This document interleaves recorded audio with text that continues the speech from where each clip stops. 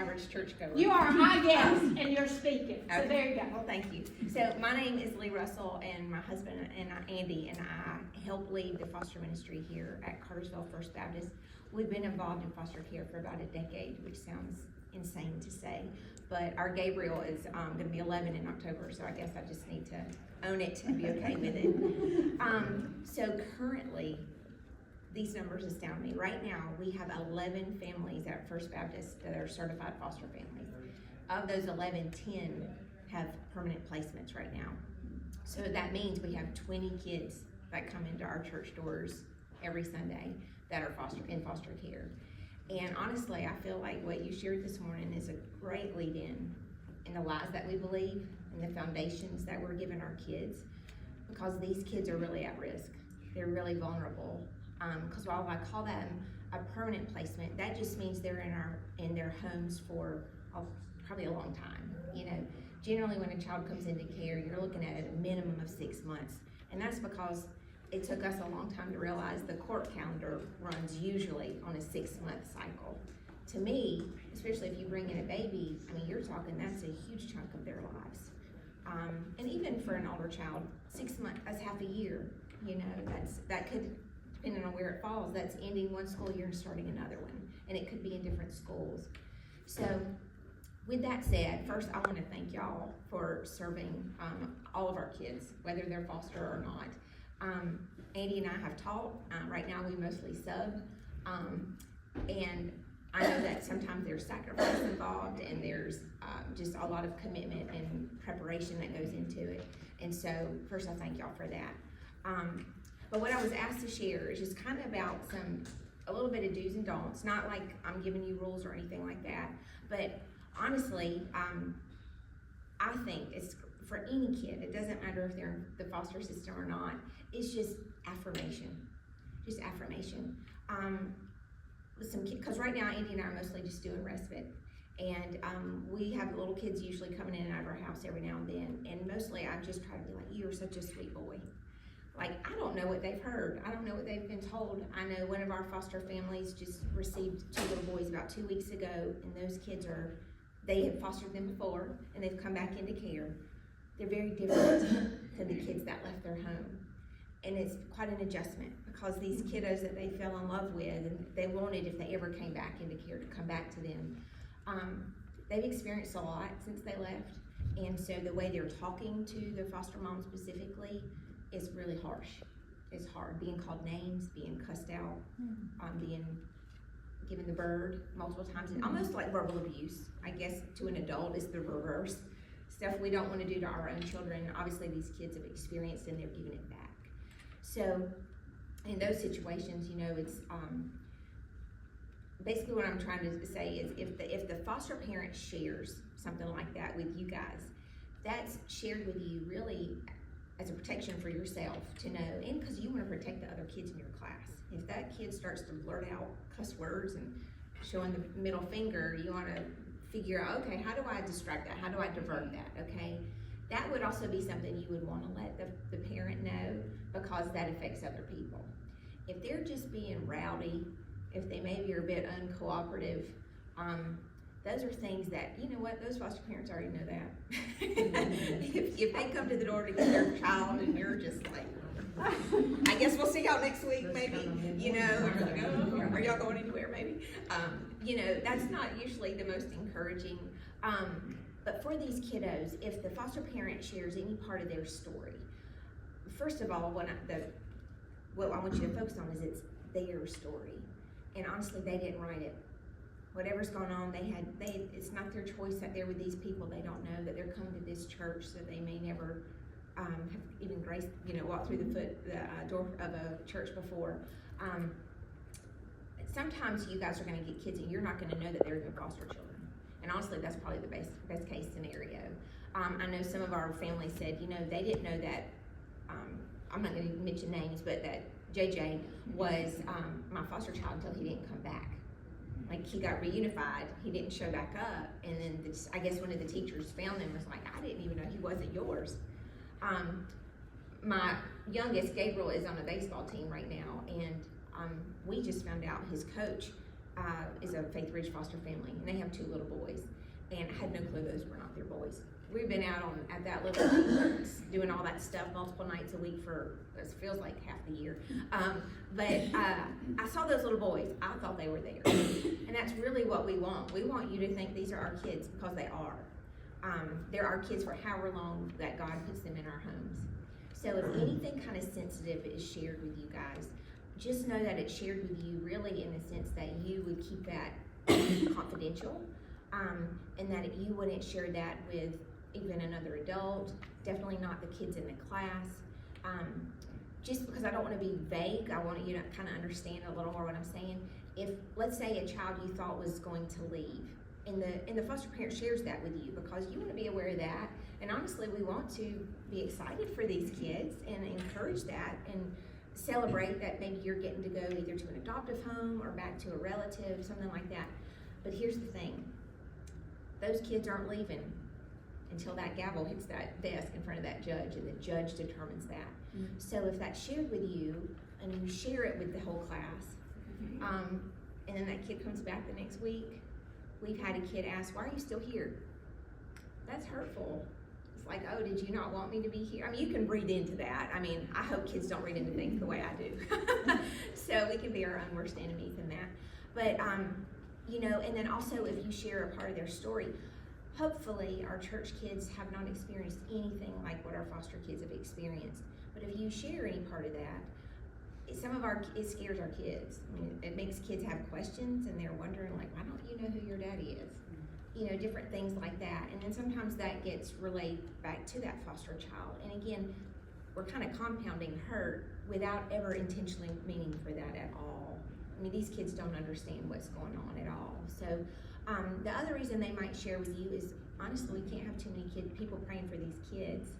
So it may be in a sense of, we'd love for you to join us in praying for this situation, or maybe we're having to figure out, are we in adoptive placement or not? That's really hard. Andy and I've had to walk through that. And then it ended up not even being an option. But again, it is their story. And so anything that's shared really needs to be kind of held confidentially. And honestly, obviously, if a parent shares with you, it's because they trust you and they want you to keep that information. And it just helps you to know if you see certain behaviors coming out, for you to be aware of it, where that might be coming from. So you're not like, do the Russells say that word at home? Do the Russells flick each other off every 5 minutes? Like, you might need to know that. So anyway, that's just one example. But these kids come from hard places, and this coming into these church doors is a chance for them to learn truth. Just like I said, this is a wonderful lead-in, and to have some kind of foundation, because a lot of these kids don't have that. Another little boy, he came into here, I think it was in December, and he had never come through a church door before. He told them, I've never been to church before.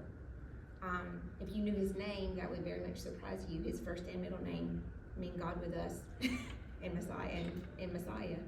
I'll also tell you, this same little boy is thirsty for the word. To have only come into care in December, to only have come to church for the first time in December. His foster mom sent me a picture, and he pulls out I think he's got a reading action Bible, and he pulls it out and puts his church paperwork on his bed at night before he goes to bed. And she sends me a picture of this. And I just get chills, because he's hungry, like he is thirsty for the word. So just know that what you guys are doing, I know that a lot of times, especially when you're in a volunteer role, what you're doing seems very thankless. So I, as a mom and a mom of a kiddo in the kids ministry, want to thank y'all for week in and week out showing up, preparing and being here for these kids, loving on them. You guys are what I call a safe adult, and these kids need to know that there are adults that are safe, more so than just their foster parents or maybe their teachers at school or at daycare. They need to know there are adults who actually show up and want to be with them, who enjoy them in the appropriate ways, and who they can rely on. And that's what y'all are to these kids. So thank you for that, and I'm definitely open if y'all have any questions or concerns, or if you don't understand anything about the foster ministry. Yes, sir. I'm just kind of every other month, and I don't know if this question has ever been asked. Are we, made aware of the fact if there is a foster child that comes into our Sunday school class to identify that child so that we can be careful that we don't do anything, that show love to them? And I hope we all do it for all of them. But sometimes there are behavioral problems, but are we made aware? If a parent, if a foster family has contacted us and let us know, and they may share something with us that would be helpful to you as a teacher, we would definitely communicate that to you.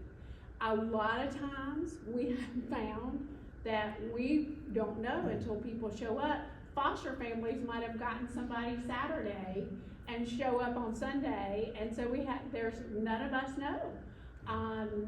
And sometimes I think we've also had families, I know I have experienced when people are new fostering and they're just following what God has planned for them and doing the best they can. They may not know the words to say. Like I have counseled or talked with those families, and I do appreciate when we know something, because I feel like my VBS world kicks in to where I'm, my evangelistic instead of just discipleship process is in that classroom. So unless we know ahead of time, we don't tell you anything. And a lot of times the foster parent doesn't really, when we've checked in our kiddos, we just put it in with our last name usually, just so if someone needed to be like, okay, who do we call? Like they fell and got hurt, or maybe they did cut somebody out, which we've never had that happen. But they would be like, okay, who do we call? We gotta get this kid, away from the others or something like that. I just put my last name on there. The other thing is obviously if they aren't the same race or ethnicity, usually it kind of lets you know, oh, you got a friend with you. The other thing, like Gabriel, when he was growing up, he started calling himself our foster son. And I was like, holy cow, how does he know that? Well, because we kept saying it. So really it's better not to say, oh, is it your foster brother, or is this your foster? We gotta put it back on the people who can handle it and cope with it, and you call us the foster parents. So these are your foster parents, but you don't call them the foster child, if that makes sense. So there's a lot of stuff, y'all. Nothing I don't think is ever done intentionally to hurt their feelings or to make them feel set apart. I definitely think we're just talking. We don't mean anything by it. But these children can be sensitive, and their identity is kind of what we help it to be, which is why just really affirming them, telling them they're smart. Sometimes telling them they're handsome. These kids have been told all sorts of things about the way they look, or about if they're intelligent or not, and that kind of thing. And sometimes it comes out. You can tell because of stuff that comes out of their mouths. You've heard that, And, God writes their story. We're not trying to rewrite their story. We're just trying to, help there to be a good chapter in it, for lack of a better way to put it. So again, I really do thank y'all for what y'all do for serving in every week or every other month. We've done the same. And these elements are from the foster ministry, just as a simple thank you for listening to my mouth this morning. If y'all do, I'm not an expert. I don't always know what to say, okay? Andy doesn't always know what to say.